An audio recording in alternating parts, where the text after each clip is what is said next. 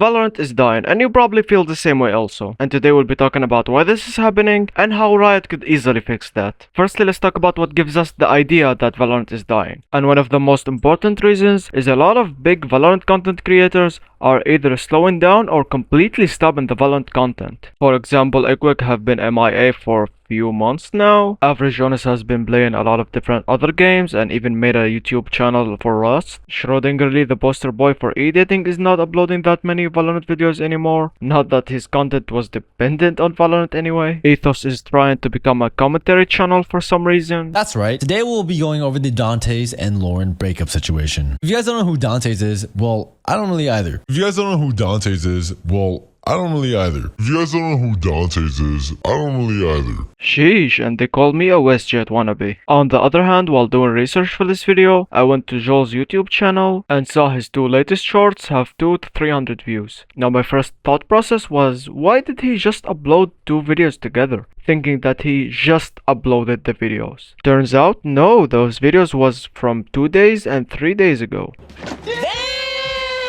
Yikes, this is really bad, because this is what I think I'm gonna be calling a BDunreal level of views. Because this is the kind of views that you would expect my shorts to get. And I'm a nobody, bro. I'm stuck on 720p, I can't even get to full HD. On the other hand, Joel's have more than 500,000 subscribers. Like, I'm not clowning on Joel's like the cool kids are doing these days, and I'm sure the YouTube algorithm will pick those videos up at some point. But you gotta understand, for someone as big as Joel's to go 3 whole days with this amount of views is completely insane. And I don't know what exactly is going on, but I just mentioned this to make a point that even the biggest Valorant creators are having some kind of problems right now. And I know this is an extreme case, but you probably also noticed that the views on many Valorant creators are slowly going down. And actually this could be explained easily by the supply and demand concept, because the current supply for Valorant content far exceed the demand for it. Like, I know I can't complain much because I'm doing Valorant content right now, but there's a lot of Valorant content. But why there isn't the same level of demand? To answer that, firstly we have to ask, what is Valorant content?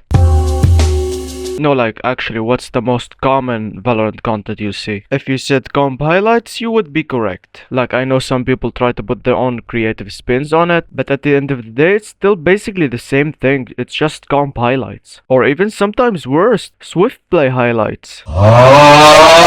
And even if you come up with a unique concept for one video, what are you gonna do for the next one? And this is exactly why Smurfing is popular, because there is nothing else to do. It's mostly the fault of the developers for having no creative options in the game at all. The best thing you can do is go into a custom game and have infinite ammo and abilities, which doesn't seem that custom to me, honestly. On the other hand, if you look at games that people would say withstood the test of time, most of them would have some kind of creative options for the players. The biggest example for this is Minecraft. Now everybody knows what Minecraft is, everybody have probably tried or played Minecraft before. It's one of the most creative games there is, with the ridiculous amounts of mods, maps, servers, and even the base game have a lot of creative options. Now you might say it's not fair to compare it to Minecraft, so let's compare it to its own competitor Counter-Strike, which despite recent events has been going strong for almost 24 years. Say what you want about Counter-Strike, but unless some changes happen, how many of you can say that Valorant gonna be relevant in 20 more years? And what made CS relevant all this time was all the community servers and custom maps. And this was way before they brought skins into the game. And fun fact, most of the maps you see in CS was originally designed by fans. And another fun fact, CS was originally a mod for Half-Life, it wasn't its own game. So the point I'm trying to make is, if the community wasn't able to be creative, the game wouldn't have lasted this long. Actually, it wouldn't have even existed. On the other hand, Valorant is doing the complete opposite of this. If you have been playing Valorant for long enough, you would remember two game modes called Replication and Snowball Fights, which wasn't just removed from queue, they were also removed from custom games. Which also makes me wonder what's so custom about those custom games. And don't even think about saying it's difficult to make or difficult to maintain. Riot Games is a multi-billion-dollar company, which, keep in mind, the only content they keep releasing is $100 skin bundles. That also needs to be upgraded.